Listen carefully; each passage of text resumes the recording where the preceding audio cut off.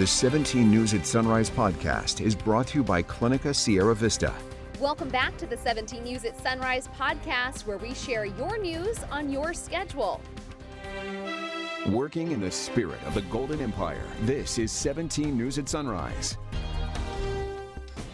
Good morning here at 5 a.m. Thanks for waking up with us. I'm Maddie Jansen alongside Alex Fisher. Two members of the California State Assembly have co-authored a bill that would ban the use of police canines in all but certain limited circumstances. 17's Robert Price has more on their reasoning and the chances of success. Here in Kern County, as well as in much of the U.S., law enforcement canines are held in special esteem.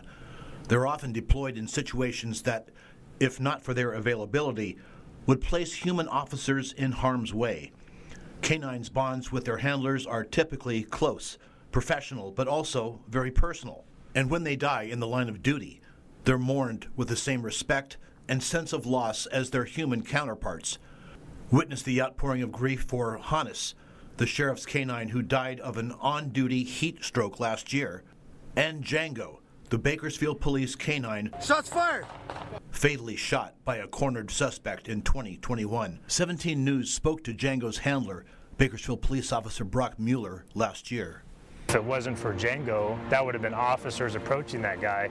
And, we see it time and time again. Criminals will wait till the very last moment to produce a weapon to ambush officers. But Department of Justice statistics paint a picture of canine deployment in the apprehension of suspects that many find troubling. Law enforcement officers, critics say, have long used canines to disproportionately target and brutalize Americans of color.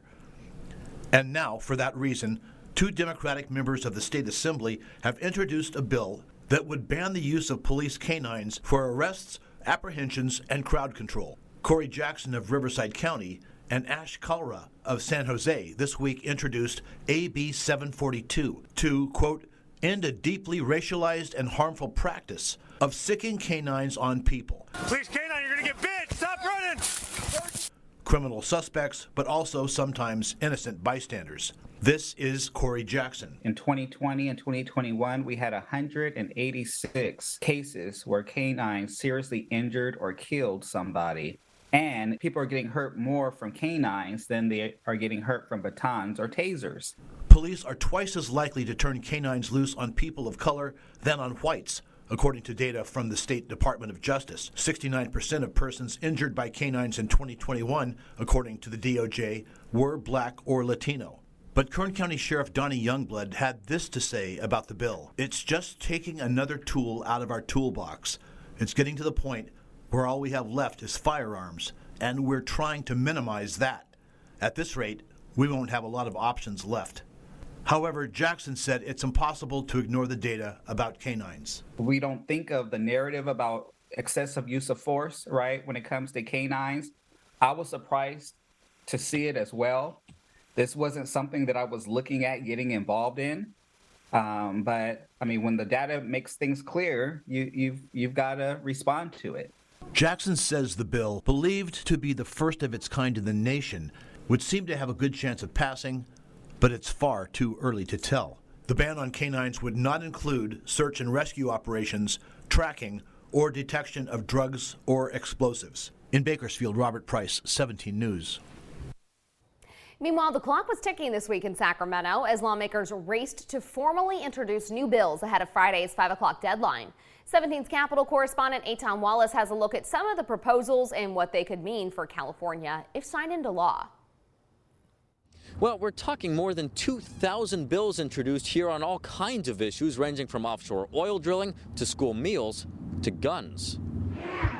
It's a busy time at the state capitol. So busy, consider this. Lawmakers have introduced at least 2,100 bills. Among them, a proposal from Irvine Senator Dave Min calling for banks and lenders doing business with California to divest from the gun industry. If they do not divest, the state could cut them off. We're giving banks a choice right now. You can either take that blood money from the gun industry, or you can do business with California. And we think that banks and financial institutions are going to choose California. But the bill does face opposition. The Gun Owners of California Political Action Committee came out against it, arguing it would hurt everyday Californians who do business with banks.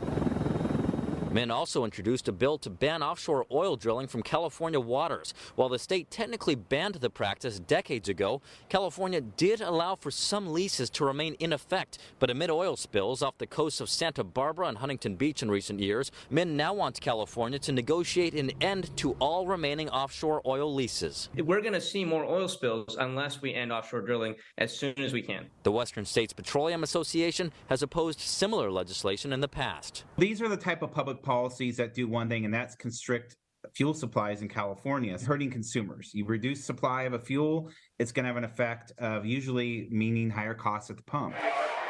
On education, Assemblymember Kevin McCarty is behind a bill calling for schools to offer a personal finance class and eventually turn that course into a graduation requirement. This is an important life skill, whether it's buying goods with a credit card or debit card. These financial tools are lifelong skills that would be very, very handy. And speaking of education, Senator Nancy Skinner has introduced a bill that would set guidelines limiting the amount of sodium and added sugars permitted for school meals. What we know is that high levels of either salt or sugar in any of our diets are not healthy.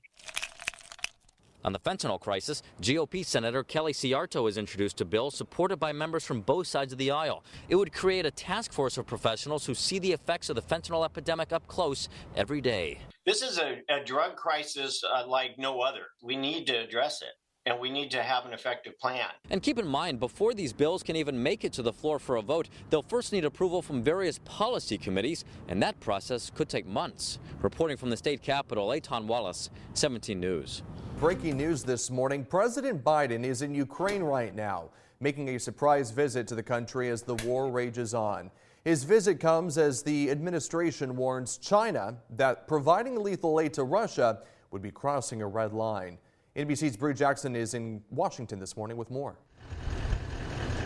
President Biden making a surprise trip to Ukraine and meeting with Ukrainian President Zelenskyy in Kyiv as Russia's war against the country nears the one-year mark. 1 year later, Kyiv stands, and Ukraine stands.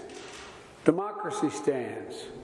The Americans stand with you. The president's trip comes as the U.S. is expected to announce another large military aid package for Ukraine in the coming days. However, it is not expected to include the F-16 fighter jets Ukraine's president and some lawmakers have pushed for. The longer they wait, the longer this conflict will prevail. As the violence rages on, White House officials say they've determined Russia has committed war crimes. We believe that this is a systematic, deliberate effort by the Kremlin. The U.S. also warns that China may be considering providing lethal aid to Russia. We make clear to the Chinese that there will be consequences should they make that unfortunate decision. Secretary of State Antony Blinken met with his Chinese counterpart over the weekend. Diplomatic tensions between the two countries have risen since the U.S. shot down a suspected Chinese spy balloon in U.S. airspace. I told him quite simply that that was unacceptable and can never happen again. The Biden administration sending a strong message to other countries. Remind us that freedom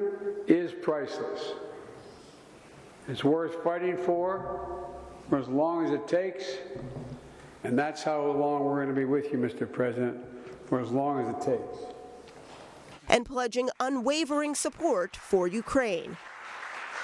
And the Biden administration is also expected to announce new sanctions against Russia. In Washington, Bree Jackson, NBC News. Meantime, prayers and best wishes are pouring in for former President Jimmy Carter. A special service was held yesterday at the small Baptist church that Carter has attended for decades in his hometown of Plains, Georgia. The Carter Center announced Saturday the former president had entered hospice care at home rather than seek more medical treatment. Jimmy Carter is 98 years old, the oldest former president ever. He and his wife Rosalind have been married for more than 75 years. Carter served one term as president from 1977 to 1981 and was awarded the Nobel Peace Prize in 2002. We're following breaking news this morning of a deadly crash just south of Bakersfield.